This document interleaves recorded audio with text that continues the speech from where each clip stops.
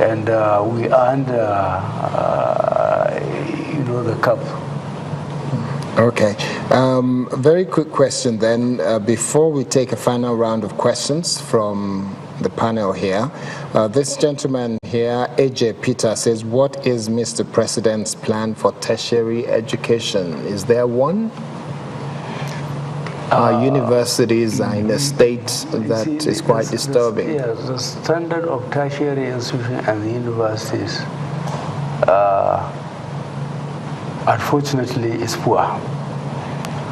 There is need for a lot of capital projects to be done in terms of accommodation, in terms of laboratories, equipment, and workshops, in terms of number of classrooms. I don't like the idea of having university people sitting on a window and taking and listening to lecturers. Again, we have. So what's the plan for them to ensure that they're not sitting around the windows and corridors? You have to build more classrooms. You have to equip them. You have to make life tolerable for teachers. I believe in the last 16 years, the country earned enough money. I don't think it has been judiciously used, unfortunately. So we've not used the money well. Okay, we'll have one question each, but we'll make it very short because we've got very limited time. Ngozi, have your first shot. Mr. President, I'm going back to the governance issue in Nigeria. A lot of things are going to happen. We're anticipating in 2016 from the way you talk. And we know that the media is aware because, after all, you work with us. But the civil servants are actually the human beings in the back room, so to say, who are the implementers.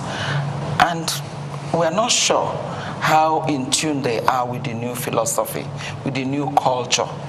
As a matter of fact, being human beings, I expect that there should be a conscientious, deliberate drive to get them on board, for them to really be as passionate, maybe not as passionate as you, but to understand the new culture, the new ethics that you are trying to drive. Because you cannot do it alone. Those human beings are supposed to implement. So I'm looking at something like training, consistent training down the line of the civil service. Okay. Is there anything planned towards that? Well, I will accept that the system in the bureaucracy for training and retraining is in place. Nobody has removed it. The correct entry point, what institutions to go, the civil servants even have exams. In terms of the new culture, sir. The new culture of change. We have the new culture of change. You can legitimize it by making the civil service more efficient, and more efficiency means training. You have to train them more. But the important thing is them to try to understand the position the country finds itself. The adage that no need crying over spilled milk is correct, but then a lot of damage has been done, and people have to be prepared at all levels, at all stages, to make the necessary sacrifice, working very hard, expecting small return. Mr. President, they were there when all the damage was done. So we've got just about 3 more minutes, and I would want Manu to get his own last shot. Okay. Manu, please go ahead. Yes, Mr. President, you spoke about reform of the oil sector. I know there had been this issue of the eventual breaking up of the NNPC, the PIB, and all of that.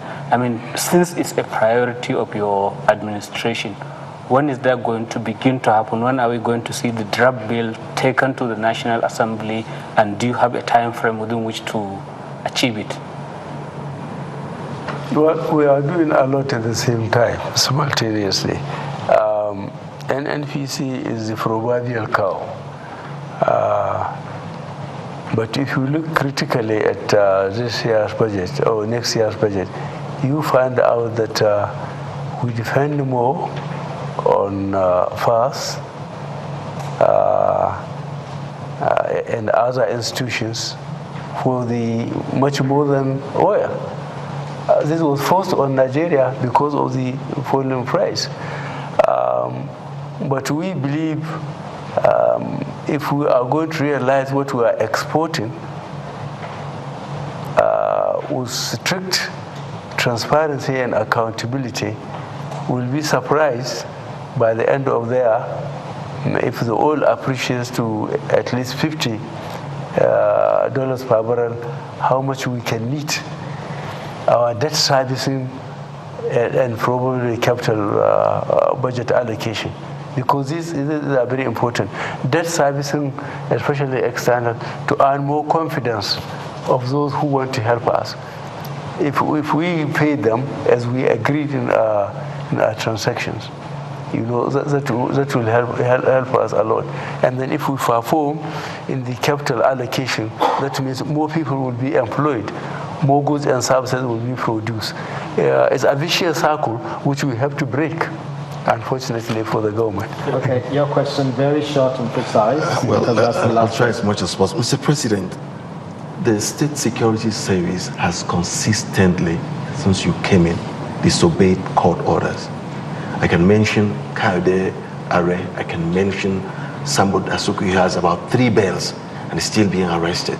I can mention Patrick Bole Kemi. I can go on and on, Nnamdi Kanu of Biafra agitation. These people have legitimate bails from the court, and then they're still being held.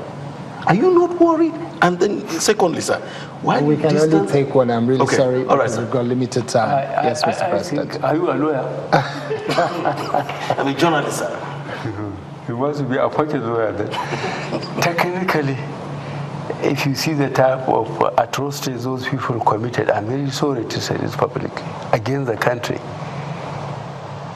If they jump bail, if say the former president just wrote to the governor central bank and said, give 40 billion naira, 40 billion to so.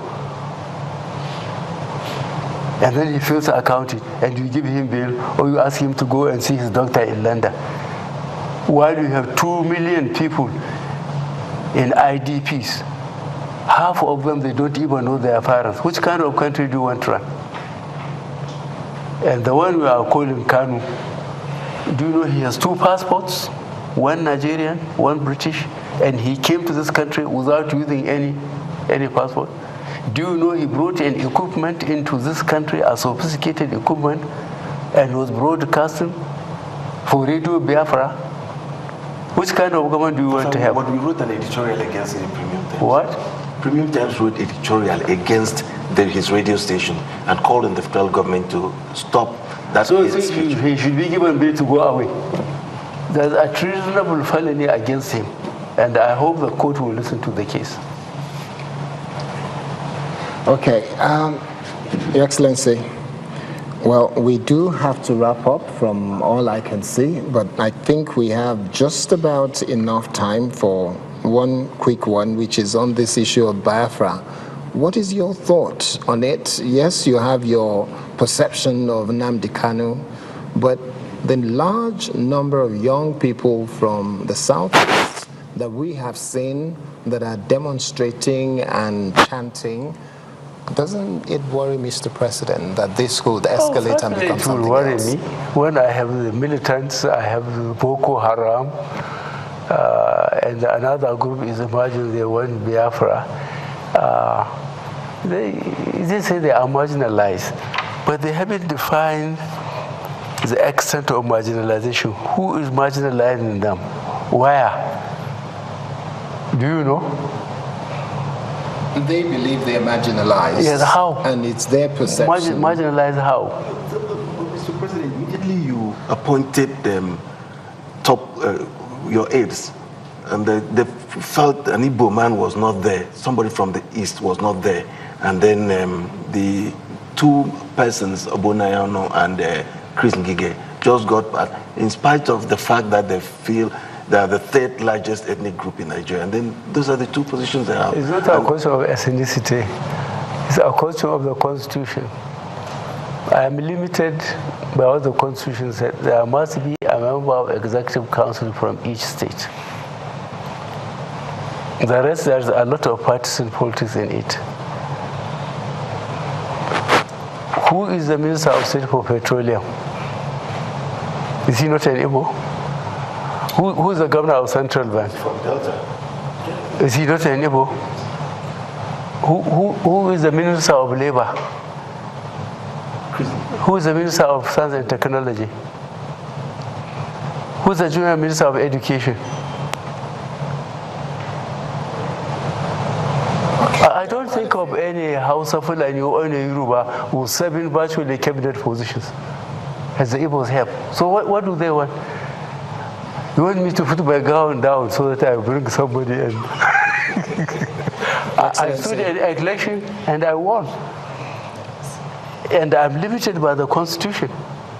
I have a member of every state in the Executive Council, and I have to listen to him as I sit as the chairman. Okay, that is the limit the Constitution gave me. Okay, Your Excellency, we want to say thank you very much for sparing these 2 hours to be on, to have this conversation with Nigerians and with us, especially those of us who are here. Ngozi, Dr. Ngozi Anyegbunam, Manir Dan Ali, and of course, Ibanga Isene. Myself, Kaidi Akintemi, want to say thank you very much, Your Excellency, for the time spent with us. Very, very kind of you. I hope they switched up. What I will appeal to you is please ask our colleagues to do more investigative journalism. People, whether they like it or not, believe the press. But on important issues, I expect investigative journalism so that people will know the truth and then react to it, rather than being sensational. Thank you very much indeed. On that note, we want to say thank you very much to those who are watching from home and all around the world, whether you're watching on Channels Television in Nigeria or internationally, or you're watching on m.channelstv.com. We say thank you very much for watching wherever you are watching. Mr. President, we thank you, and we hope that this will happen again very soon. Thank you very much, and good evening.